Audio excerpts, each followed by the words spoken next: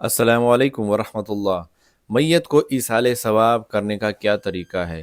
کیا میت کو ایصال ثواب پہنچانے کے ایام مقرر ہوتے ہیں یا میت کو ایصال ثواب کسی بھی وقت پہنچا سکتے ہیں؟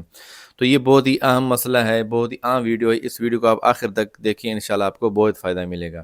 دیکھیں، ایصال ثواب کا مطلب ہے اعمال خیر کا ثواب میت کو پہنچانا، اس کو کہتے ہیں ایصال ثواب۔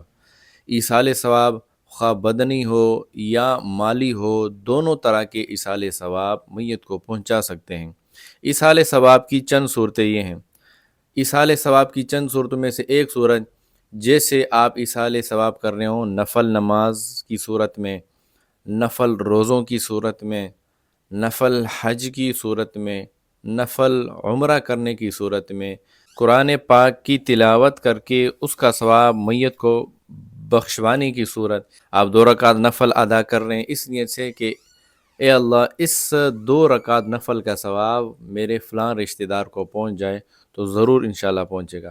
اسی طرح میں نے آپ کو مثالیں دیں، نفل روزہ، نفل حج، نفل عمرے، اور اسی طرح قرآن پاک کی تلاوت کر کے میت کو ایصال ثواب کرنا۔ اسی طرح خدمت خلق کا کوئی کام، جیسے فلاحی وقف، اور اسی طرح کوئی مسجد بنانا، اور اسی طرح کوئی مدرسہ بنانا، کوئی مسافر خانہ بنانا، اس نیت سے کہ ان کاموں کا ثواب فلاں رشتہ دار کو پہنچ جائے، تو یہ بھی جائز ہے اور اس کا انشاءاللہ تعالی ثواب پہنچے گا۔ اور اسی طرح فقراء، مساکین، یتیموں، بیواؤں، اور کسی غریب کو کپڑے پہنانا، کسی کو نقدی دینا، یہ بھی ایک صورت ہے میت کو ایصال ثواب کرنے کی۔ ایصال ثواب کسی بھی وقت کیا جا سکتا ہے۔ ایصال ثواب کے لیے کوئی وقت، کوئی دن، کوئی رات مقرر نہیں ہے، کسی بھی وقت ایصال ثواب کیا جا سکتا ہے۔ البتہ جو لوگوں کے اندر مشہور ہے، تیجے کرتے ہیں، 40ویں کرتے ہیں،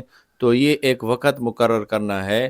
شریعت نے وقت مقرر نہیں کیا، آپ کسی بھی وقت ایصال ثواب کر سکتے ہیں، لیکن اگر آپ اوقات مقرر کریں گے اور ان ایام میں ایصال ثواب کرنے کو لازمی سمجھیں گے تو یہ بدعت میں شمار ہوگا۔ اور آپ صلی اللہ علیہ وسلم نے بدعت کے بارے میں ارشاد فرمائے، کل بدعت ضلالہ وکل بدعت فی النار، کہ ہر بدعت گمراہی ہے اور بدعتی جہنم میں جائے گا۔